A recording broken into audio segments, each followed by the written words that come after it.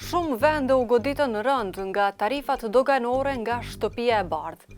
Edhe vende të vogla si Lesotho në Afrikë, ku qepen shumë gjinse për tregun amerikan, do ta kenë një tarif 50%.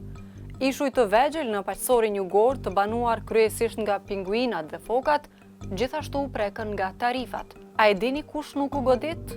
Rusia. Ky përjashtim duket se është bërë qëllimisht dhe ka ngritur shumë pikpyetje. Pse Rusia shpëtoi pa u prekur, ndërkohë që edhe vendeve aleate si Ukraina ju vendos tarif. Rusia nuk është një partner i madh tregtar i SBA-s. Tregtia dypalësh është kurrur për shkak të sanksioneve të vendosura si pasojë e pushtimit të plotë të Ukrainës nga Rusia. Por Moska eksporton shumë pleh kimik në SBA, edhe uranium si dhe disa kimikate. Vitin e kaluar të gjitha së bashku kapën vlerën rreth 3 miliardë gjysmë dollar. Pse u përjashtua Rusia?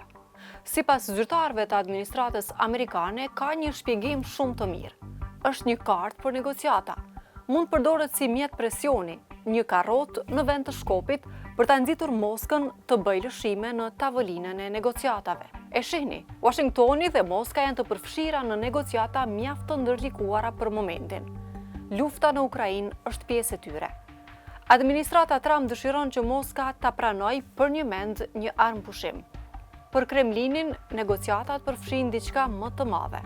Një rivendosje e plotë e marrëdhënieve dypalëshe, stafi i ambasadës, sanksionet, ndoshta edhe kontrolli i armëve, ndoshta edhe marrëdhëniet me NATO-n. E gjithë paketa. Kevin Hassett, kreu i Këshillit Kombëtar Ekonomik të Shtëpisë së Bardhë, i tha ABC News se bisedimet në vazhdim me Moskën janë arsyeja pse Rusia u përjashtua. Të paktën tani për tani.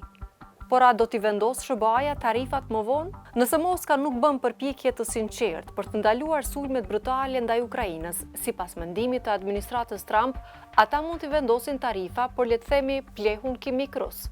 Problemi është se fermerët amerikanë janë një shtyllë kyçe për shtëpinë e bardhë. Nëse rriten çmimet e plehrave, fermerët do të zemrohen.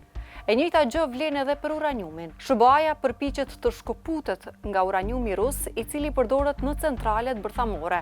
Por nëse ndërpresin atë, rrezikojnë të rrisin çmimet e energjisë elektrike për familjet amerikane. Kjo nuk është gjë e mirë. Pra, a do ta godas përfundimisht SBA-ja Moskën me tarifa? Nuk dihet.